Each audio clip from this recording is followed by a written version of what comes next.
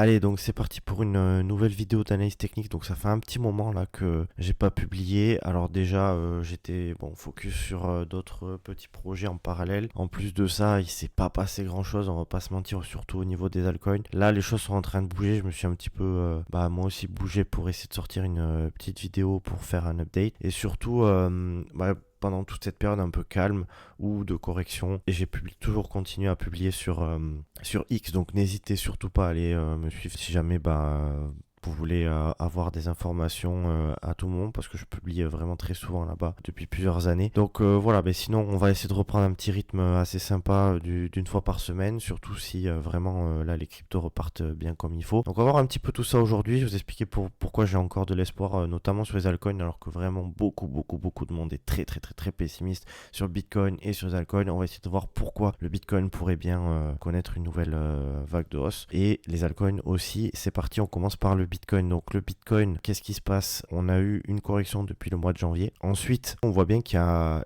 un niveau qui est important. On en parle depuis un petit moment. Les 92 000 $, donc 92 000 $ sont importants parce qu'on a des support ici, et ensuite résistance. Et là, actuellement, là, au moment de tourner la vidéo, on est en train d'essayer de repasser au-dessus de ces 92 000 $. Donc il faudra voir déjà la clôture hebdomadaire. Si on a une clôture hebdomadaire bien au-dessus des 92 000 $, ça pourrait être vraiment positif. En revanche, si on se fait ravaler là tout ça et qu'on finit en dessous des 90 par exemple, ça pourrait encore sentir mauvais jusqu'au moment où vraiment on commence à dépasser tout ça. Tout le monde, je dis bien tout le monde, il y a vraiment beaucoup de personnes qui s'attendaient à un retour autour des 70 000 $. Très honnêtement, moi aussi je me disais que c'était quelque chose de totalement possible. Maintenant, il faut savoir réagir par rapport au marché. Et en fait, pour l'instant, il n'est pas du tout en train d'aller chercher, et peut-être qu'on y reviendra.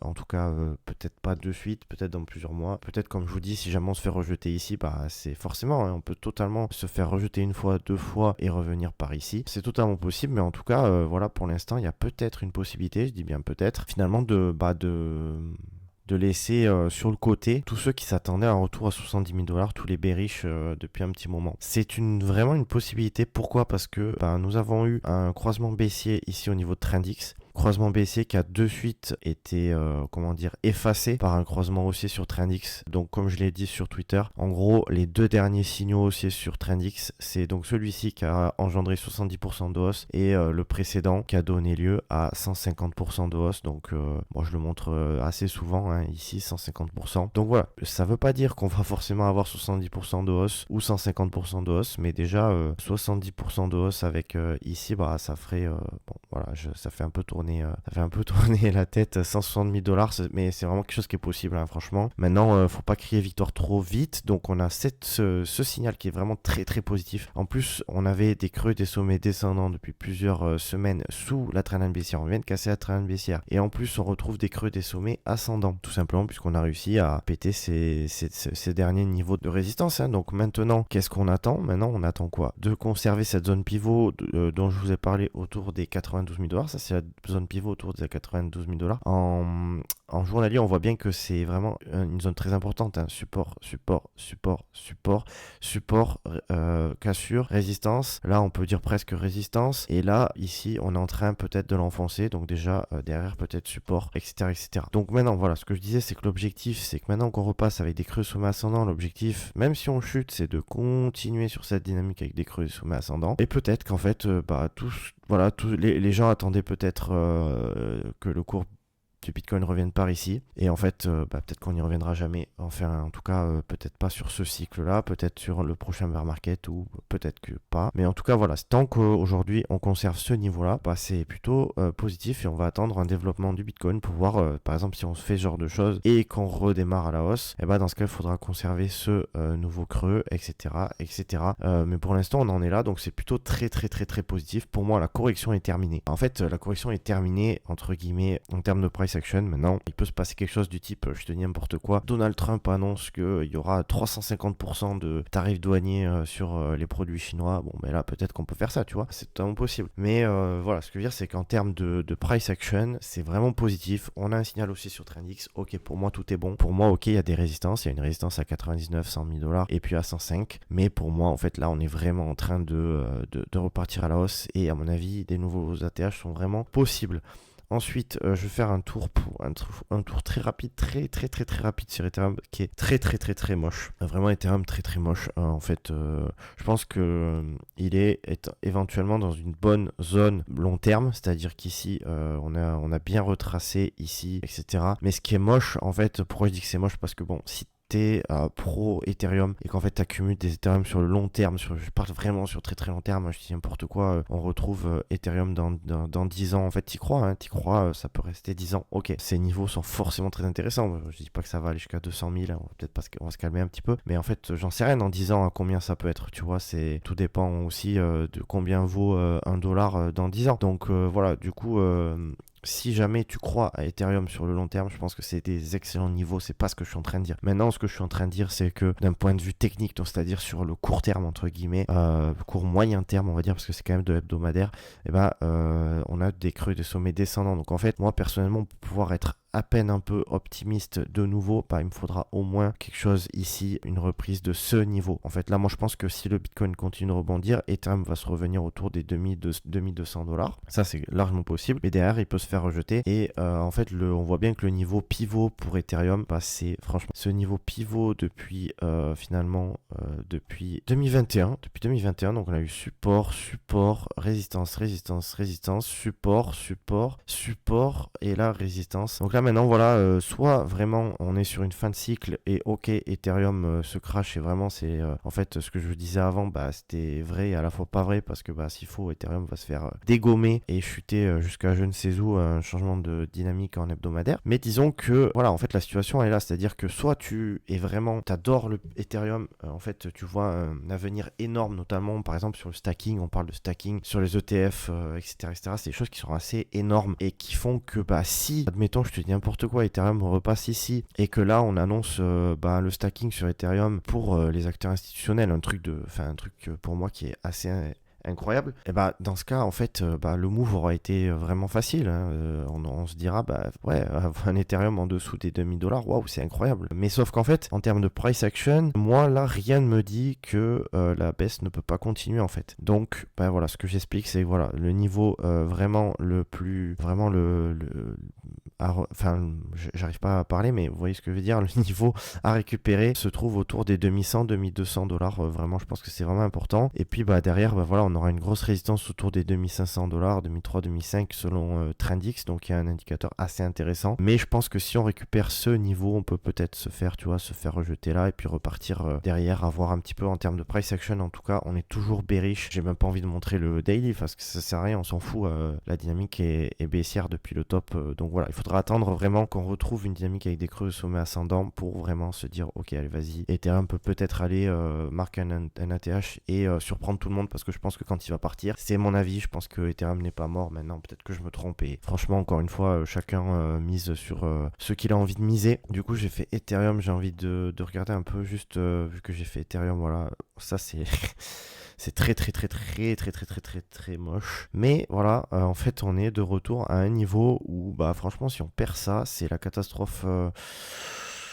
Honnêtement, c'est la catastrophe parce que là, on a retracé tout le mouvement de 2019 à 2021, au top de 2021. Voilà. Donc finalement, ça ferait du sens de trouver en fait un rebond ici. J'ai envie d'enlever la trendline baissière tellement elle est loin. Donc en fait, voilà, ici, moi, je pense que c'est une zone où en fait, on peut éventuellement se reprendre. Maintenant, bien sûr, durant toute cette phase, on pouvait se reprendre quelque part. Ça n'a pas été le cas. Donc là, en fait, ce qu'on attend, c'est un changement de structure en hebdomadaire, donc et une petite réaction, quoi. Un truc vraiment, voilà, un retour haussier sur la paire Ethereum Bitcoin, comme ça a été le cas en 2020-2021. Donc moi, j'ai envie d'espérer qu'on est un peu dans cet esprit, dans cette situation, à savoir que, en fait, on est toujours dans une phase de correction, comme en 2019. Finalement, on serait en 2019 aujourd'hui si on compare par rapport au précédent cycle. C'est ce que je pense personnellement. Voilà. Maintenant, en fait, juste tant qu'il n'y a pas de signal haussier, en fait on peut continuer, ça c'est vraiment un truc qu'il faut avoir en tête. Maintenant je trouve qu'on est vraiment dans une bonne situation, je pense que tout le monde crache sur Ethereum en ce moment, donc voilà, je pense que vraiment c'est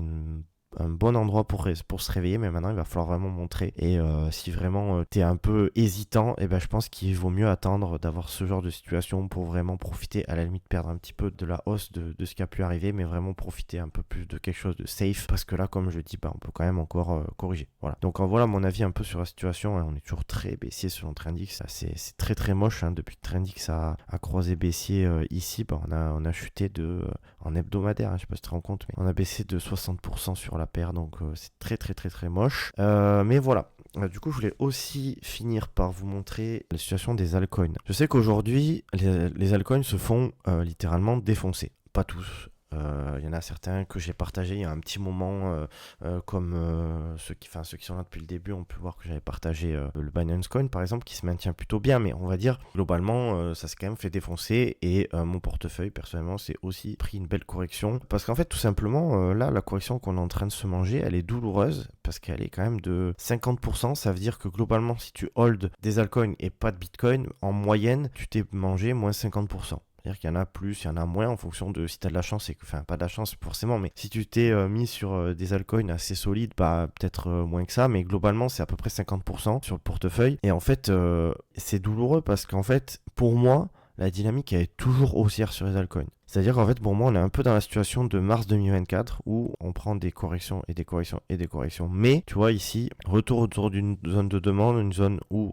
les acheteurs ont été intéressés par le passé, ou du moins les acheteurs ont gagné par le passé, et ben là, en fait, ça a envoyé une nouvelle hausse jusqu'à ce dernier sommet de 2021. Et là, pour moi, on est en fait dans la même situation, à savoir qu'on se mange des suites de creux de sommets descendants. Donc forcément, c'est moche au niveau du portefeuille. Mais pour moi, ça ne veut pas dire que le cycle est terminé. Et en fait, étant donné qu'on est de retour dans cette fameuse zone de demande, et ben moi, je pense que maintenant, en plus, on est de retour au niveau de cette zone, ce support au niveau de Trendix, qu'on est toujours haussier, etc., etc. Ben, j'ai toujours l'espoir qu'en fait, on se remange une petite phase haussière, et cette fois-ci, une petite accélération au-dessus de la TH, je sais pas jusqu'à combien, on verra bien. Mais en tout cas, voilà,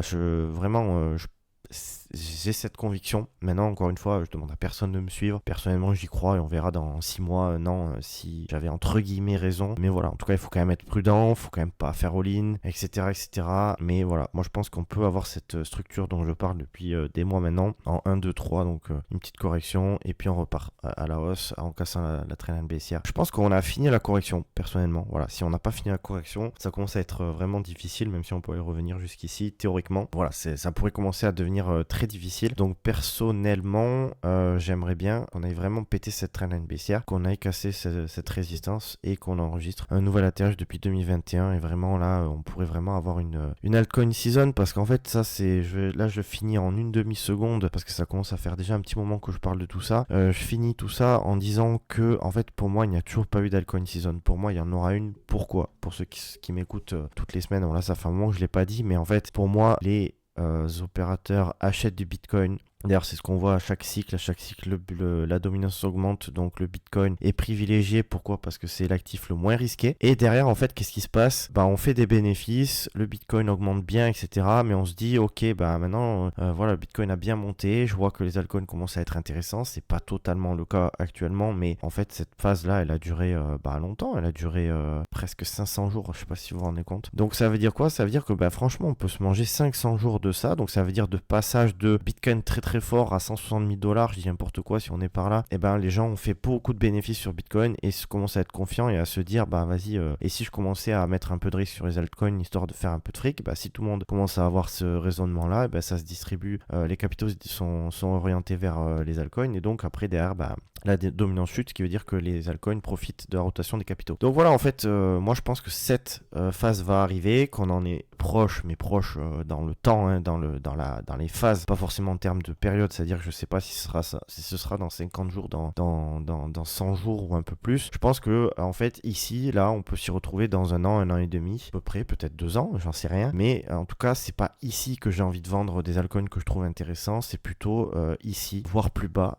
Mais ici, voilà, dans ces niveaux, je serais vraiment ultra prudent. Quand aujourd'hui les gens crient au bear market, moi je dis Peut-être qu'il n'y a pas eu encore le bull market des altcoins. Peut-être que je me trompe totalement. Encore une fois, je veux que personne ne me suive si vraiment ils en ont pas envie. Enfin voilà, je ne pousse absolument personne à penser ça. Moi, je partage mon avis. Et puis voilà, si jamais la vidéo t'a plu, que tu trouves que l'analyse a été intéressante, bah, je t'invite vraiment à mettre un petit like et à mettre un petit commentaire. Ça ferait plaisir pour développer la chaîne. Et puis je vais essayer de repartir sur une bonne petite, session de une vidéo par semaine pour essayer d'analyser un peu la situation du Bitcoin et des altcoins. Et je pense que dans les semaines prochaines, ça peut commencer à redevenir intéressant, je dirais. Donc voilà, je vous laisse. Puis à la semaine prochaine. Bye bye.